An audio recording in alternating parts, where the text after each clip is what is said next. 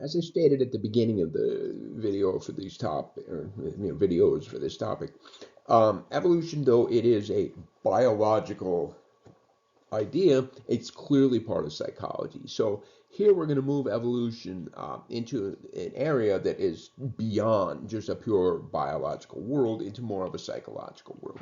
Okay? So we find there are different people involved in evolution. Obviously, I am not an expert in this. I mean, I know my share, but I'm not the expert. But clearly, Darwin had was at the basis for the biological part. But James Baldwin, created this notion or described this notion of Baldwinian evolution, that there's this behavioral differences. So what happens is when human beings move to a new area, and they've never been there before, the animals aren't naturally afraid of humans. There's no reason they would be. But there is some variability in the behavior of these animals. Some are slightly more fearful than others. And humans tend to be lazy, and so what they do is they hunt the ones that are easiest to hunt. And so then what's going to happen is the only animals that survive are ones that exhibit more fearful behaviors. Therefore, they have offspring that exhibit even more fearful behaviors. And so you find that pretty soon this avoiding human beings is going to be instinctive looking. Okay, so all of a sudden, just like that, within a handful of generations, a behavioral characteristic will begin to emerge in animal species, and it will appear as though it's an instinct, right? So it's pretty straightforward that it's far more than just a biological idea. Oh, in fact, it is. So, yes, those that could learn to fear humans would be at an advantage. When stone tools were first introduced for human beings, they had a great adaptive advantages. Those people that could not figure out how to use stone tools were selected out. Therefore, larger brains were selected for them. When language came around, language has adaptive values. We'll talk more later in like topic 14 or something. And when language emerged, some human beings were capable of it and some were not. And those that could not figure out the language did not get the adaptive advantages and were therefore less likely to survive. And it was just straightforward. Okay. And so, as I kind of hinted in the last video, that the modern view of evolution does not think about survival of an individual organism, but it's about survival of genetic material. Okay, and that was, the explanation for the altruistic behavior with those vermin monkeys that was kind of, you know, doesn't make sense from a natural selection point of view. Okay, and so this idea, sociobiologists, human behaviors, non-human, can be explained using these that they can then understand, analyze, whatever. I just said it. So we find that the most modern proponent of this notion of evolution at the level of the genetic material is Richard Dawkins here. And Richard Dawkins essentially says, he takes it to the extreme, and he says, what's the purpose of life? Why are we here? What is the reason for our existence? And he argues, don't look too deep, because the answer is to carry your genetic material and pass that genetic material on to the next generation. That's it. Don't look for deep meaning or anything like that. There is no deep meaning. Wow. Okay. Okay.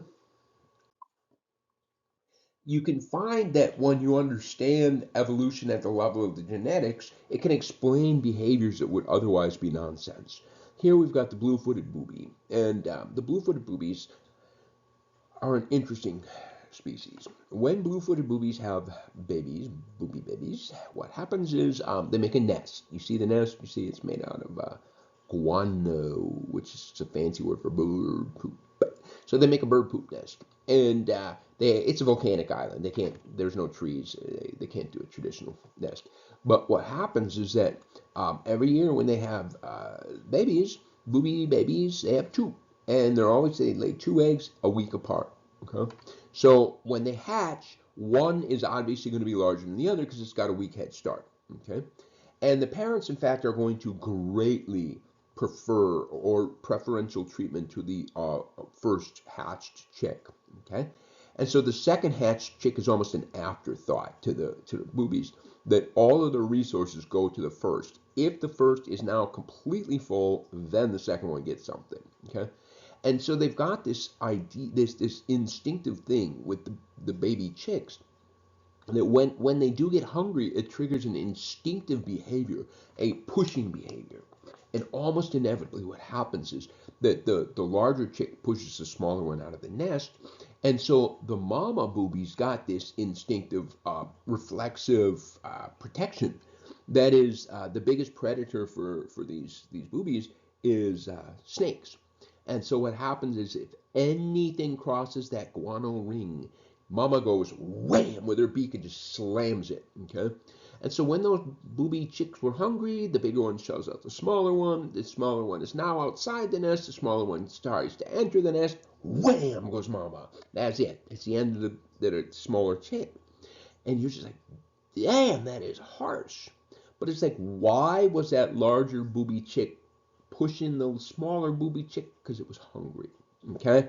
So that must indicate that this particular season, food is relatively scarce. Because if food was plentiful, the bigger chick wouldn't have been hungry. Okay? And so this mechanism ensures that in years where food is scarce, at least one baby survives rather than both starving. Okay? But in years where there's plenty of food, both chicks will in fact mature and move on. So it's pretty powerful idea that you can understand such radically weird behaviors if you just think about it from this perspective. And so one of the byproducts of this evolution is the idea of mismatch theory. That evolutionary selection, especially if we're talking like Baldwinian evolution of behaviors, takes many, many, many, many, many generations. Okay, the behaviors that are required to be adaptive at this point in history, even if you look back 20 years ago, the behaviors you need to adapt to the modern world don't match what even 20 years ago. I guarantee your brain has not changed in 20 years. The adaptations that you need to exhibit here compared to a caveman 10,000 years ago, it's not even in the same ballpark, you know? It's a different world. And yet we have the same brain to solve it. And so what we find is many behaviors that were in fact adaptive for a caveman can be manifested, well, will manifest itself in a modern world. So from a simple perspective, addiction, it's an evolutionary survival mechanism. You know, we evolved in a world of scarcity. And if you found something and it tasted good or if it was good, you should eat it. That's it. I mean, if you find yummy fruit, you should eat as much yummy fruit as your body can possibly hold. All right. No, you don't save it for tomorrow because it goes rotten or somebody takes it or something. Just, if you find it, you consume it.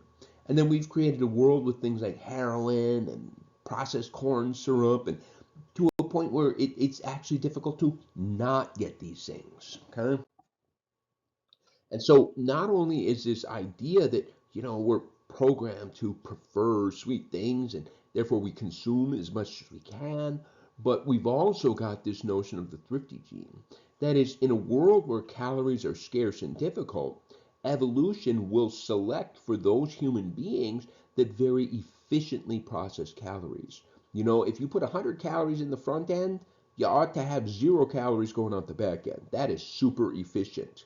And so there has been a selective pressure toward more and more and more efficient use of calories.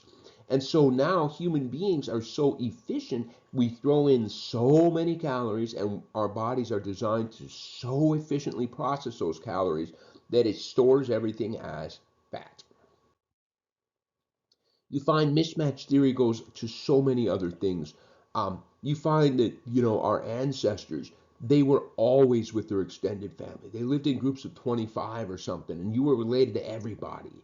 I mean, even as recently as like 150, 200 years ago, if you're born, chances are you're never going to move more than 20 miles, or never going to live or be anywhere more than 20 miles from the place you're born. It's not going to happen.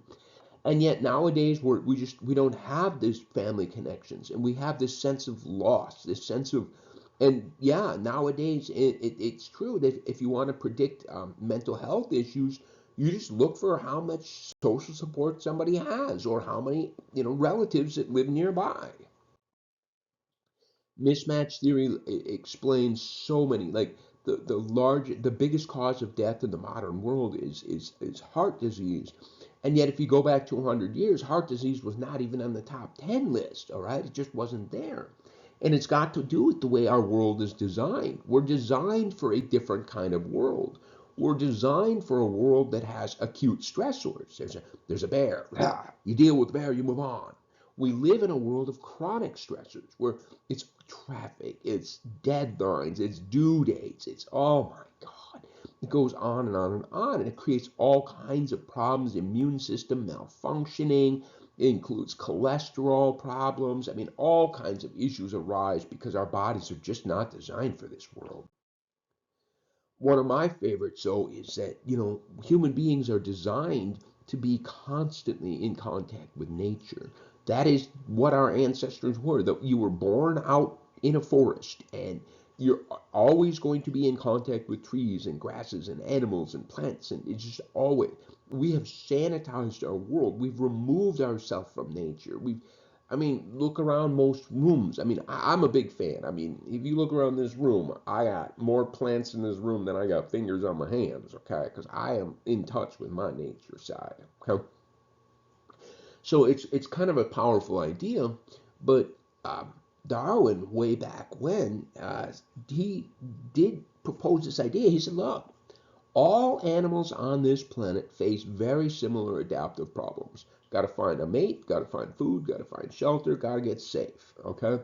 And therefore, if there was an adaptive behavior that in fact has worked in our ancestral past or even in an animal before us, why wouldn't we still exhibit it? Okay? So evolutionary psychology is, using evolution to study the behavior of modern human beings.